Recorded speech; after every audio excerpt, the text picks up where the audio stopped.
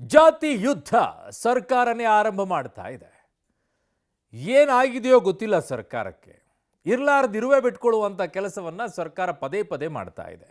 ಇದು ಯಾರೋ ಬೇರೆದವರು ಇದಕ್ಕೆ ವಿರೋಧವನ್ನು ವ್ಯಕ್ತಪಡಿಸ್ತಾ ಇಲ್ಲ. ಸರ್ಕಾರದಲ್ಲಿರುವಂತಹವರೇ ಅವರದ್ದೇ ನಾಯಕರು ಪ್ರಬಲವಾಗಿರುವಂಥ ವಿರೋಧವನ್ನು ವ್ಯಕ್ತಪಡಿಸ್ತಾ ಇದ್ದಾರೆ. ಆದರೂ ಕೂಡ ಇಷ್ಟೊಂದು ಹಠ ಯಾಕೆ ಅಂತ ಸರ್ಕಾರಕ್ಕೆ?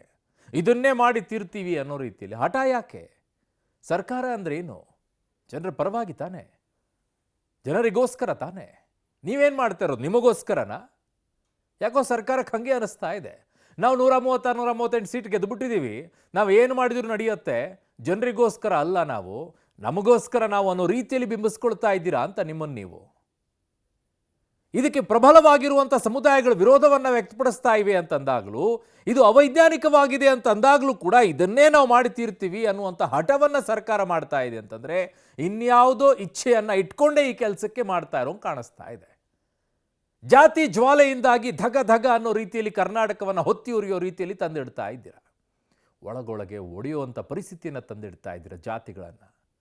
ಜಾತಿಗಳು ಕಿತ್ತಾಡ್ಕೊಳ್ಳೋದು ನೋಡಿದ್ವಿ. ಜಾತಿ ಒಳಗಡೆಗೆ ಕಿತ್ತಾಡ್ಕೊಳ್ಳೋ ರೀತಿಯಲ್ಲಿ ತಂದಿಡ್ತಾ ಇದ್ದೀರಲ್ಲ, ನಿಮಗೇನು ಅನ್ಸಲ್ವಾ? ಸಿಎಂ ವಿರುದ್ಧ ಒಕ್ಕಲಿಗರು, ಲಿಂಗಾಯತರು ಸಿಟ್ಟನ್ನು ಹೊರ ಹಾಕಿದ್ದಾರೆ. ಕೇವಲ 2 ಪ್ರಬಲವಾಗಿರುವಂಥ ಸಮುದಾಯಗಳಷ್ಟೇ ಅಲ್ಲ, ಸರ್ಕಾರದ ಪತನದ ಎಚ್ಚರಿಕೆಯನ್ನ ಪಕ್ಷದೊಳಗೇನೆ ಈಗ ಭಿನ್ನರಾಗ ಎದ್ದು ಬರ್ತಾ ಇದೆ. ಎಚ್ಚರಿಕೆಯನ್ನು ಕೊಡ್ತಾ ಇದ್ದಾರೆ ಸರ್ಕಾರ ಪತನವಾಗೋದು. ಬಟ್ ಅಷ್ಟು ಸುಲಭ ಅಲ್ಲ ಬಿಡಿ ಸರ್ಕಾರ ಪತನವಾಗೋದು. ಸಿದ್ದರಾಮಯ್ಯ ಸರ್ಕಾರಕ್ಕೆ ಈಗ ಅಗ್ನಿ ಪರೀಕ್ಷೆ ಇದೆ. ಬೀಸೋ ದೊಣ್ಣೆಯಿಂದ ತಪ್ಪಿಸಿಕೊಳ್ಳುವಂಥ ಕೆಲಸವನ್ನು ಏನಾದರೂ ಸರ್ಕಾರ ಮಾಡುತ್ತಾ? ನಾಳೆ ಕ್ಯಾಬಿನೆಟ್ನಲ್ಲಿ ತಂತ್ರ ಏನಾದರೂ ಹೂಡುತ್ತಾ? ಅಥವಾ ಇದಕ್ಕೆ ಮತ್ತೆ ಕಾಲಹರಣವನ್ನು ಮಾಡುತ್ತಾ? ಕೇಂದ್ರವೂ ಕೂಡ ಈಗ ಹೆಂಗಾದರೂ ಜನಗಣತಿಯನ್ನು ಮಾಡಕ್ಕೆ ಮುಂದಾಗುತ್ತೆ.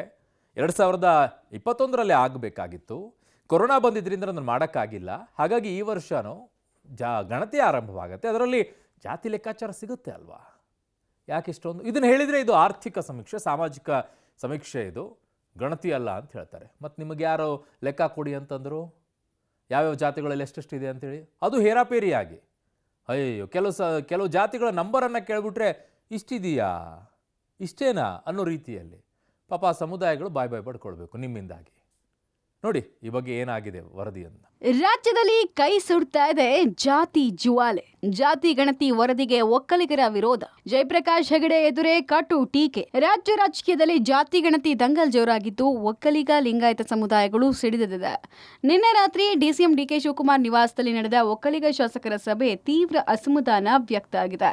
ಜಾತಿ ಗಣತಿ ವರದಿಯೇ ಸರಿಯಿಲ್ಲ ಅಂತ ಹಿಂದುಳಿದ ವರ್ಗಗಳ ಆಯೋಗದ ಮಾಜಿ ಅಧ್ಯಕ್ಷ ಜಯಪ್ರಕಾಶ್ ಹೆಗಡೆ ಎದುರೇ ಶಾಸಕರು ಆಕ್ಷೇಪ ವ್ಯಕ್ತಪಡಿಸಿದ್ದಾರೆ.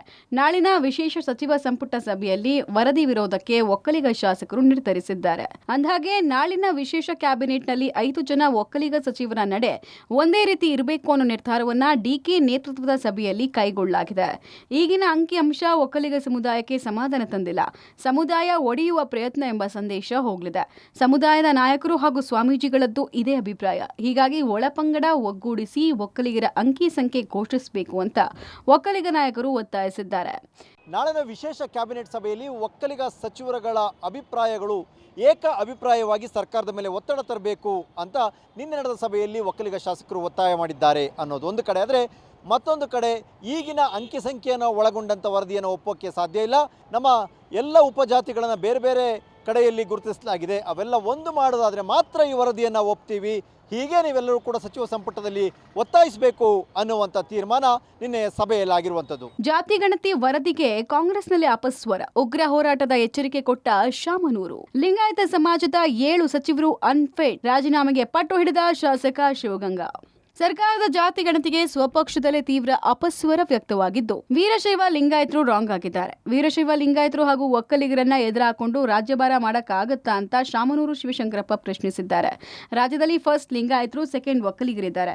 ಇಬ್ರು ಸೇರಿ ಹೋರಾಟದ ಎಚ್ಚರಿಕೆಯನ್ನ ಶಾಮನೂರು ಕೊಟ್ಟಿದ್ದಾರೆ. ಇತ್ತ ನಮ್ಮ ಲಿಂಗಾಯತ ಸಮಾಜದ 7 ಜನ ಸಚಿವರು ಅಸಮರ್ಥರಿದ್ದಾರೆ. ಕೂಡಲೇ ರಾಜೀನಾಮೆ ಕೊಡಬೇಕು ಅಂತ ಶಾಸಕ ಶಿವಗಂಗಾ ಬಸವರಾಜ್ ಒತ್ತಾಯಿಸಿದ್ದಾರೆ.